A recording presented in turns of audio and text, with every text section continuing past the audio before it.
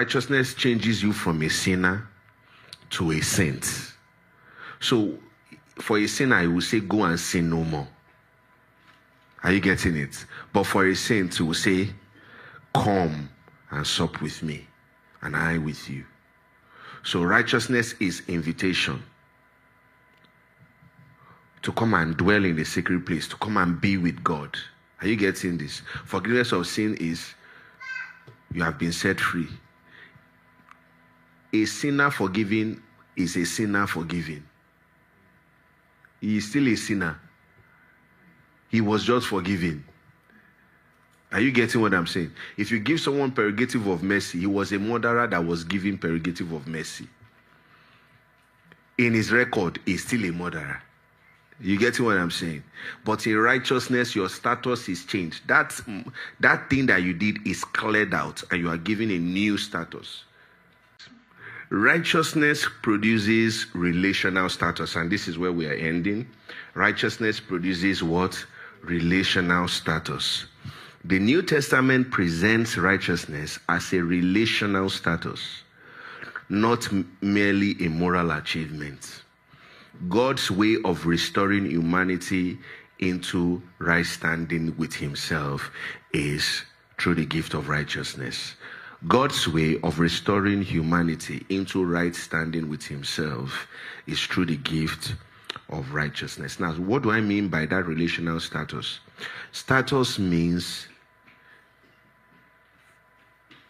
God didn't just say, go, sinner. That's forgiveness. It changes your status from a sinner to a saint. So he says, come, saint. Are you getting it? That's the status. It's not just about the act. It's changing your status. Righteousness changes you from a sinner to a saint. So for a sinner, I will say, go and sin no more.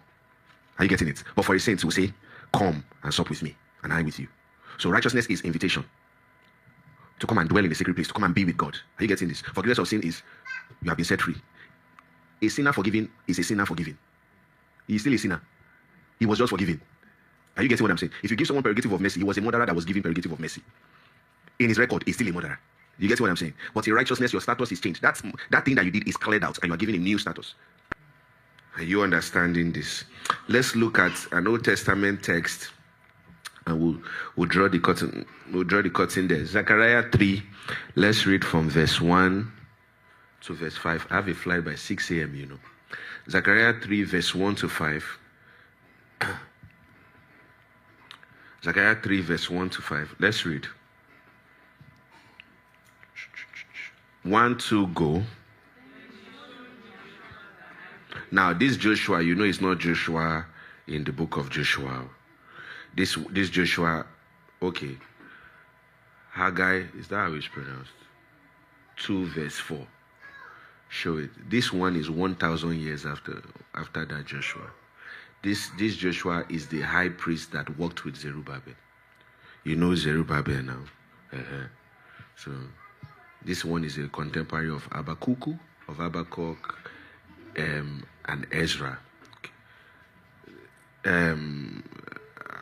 Haggai 2, verse 4.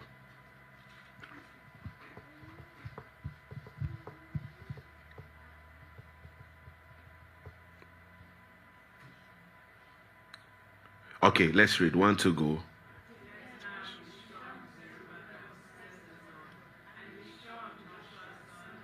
So that's the Joshua is talking about, the high priest. Now, why is this very important? Because, you know, before the high priest appears before God, what does he do?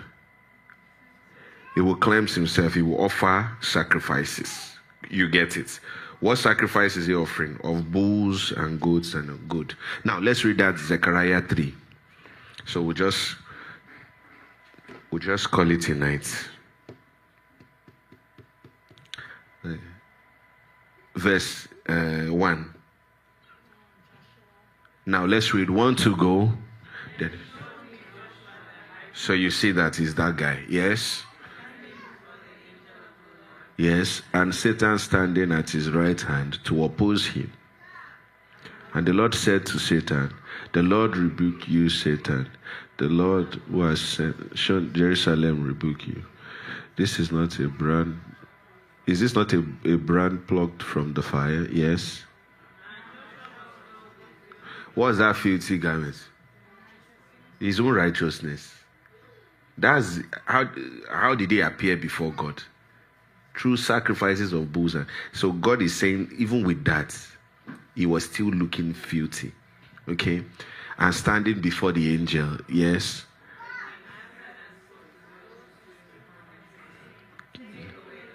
That means take away that thing that he did from him. Yes.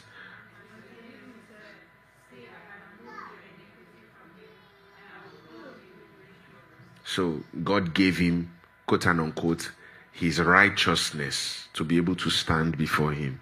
Verse 5.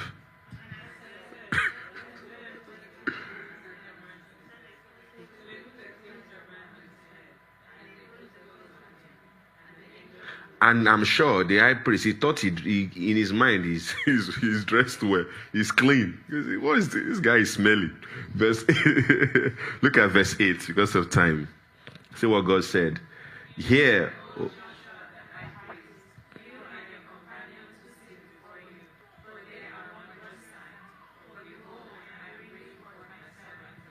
Yes. You know that the branch there is that branch that he talks about that we read.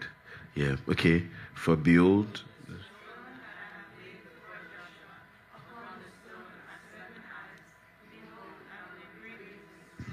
yeah, let's read on.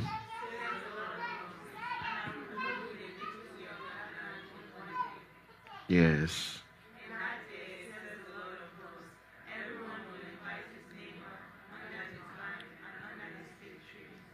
Amen. In Matthew 7 verse 15, Jesus said, beware of false prophets who come to you in sheep clothing, but inwardly they are ravenous wolves. You will know them by their fruits. Do men gather grapes from thorn bushes or figs from thistles? Even so, every good tree that bears good fruits, but a bad tree bears bad fruits. A good tree cannot bear bad fruits, nor can a bad tree bear good fruits. Every tree. So what did God do? To change the fruit that we produce, he changed what? Our tree. Every tree that does not bear good fruit is cut down and torn and thrown into the fire. Therefore, by their fruits, you will know them. If you are not exhibiting the fruit of righteousness, you just might not have received Jesus' righteousness. Because if your tree is correct, your fruit, does that make any sense? If your tree is right, your fruit will look like your tree. If you are orange tree, it's orange fruit that will come out. If your tree is the tree of righteousness, as we read in scriptures, is righteousness, all right, that will be coming out of your life. Do we have an idea of what righteousness means? So when we say righteousness, you understand what that means. What does righteousness mean? Shama. Yes, we identified 4. Right standing before God. Another one. Lola. Right deeds or conduct. Good. Another person. Fair judgment. Another person. One more.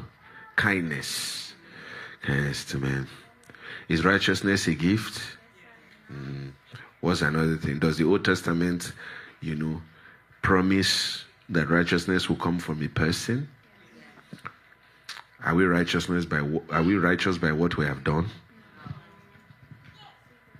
We received the righteousness of God.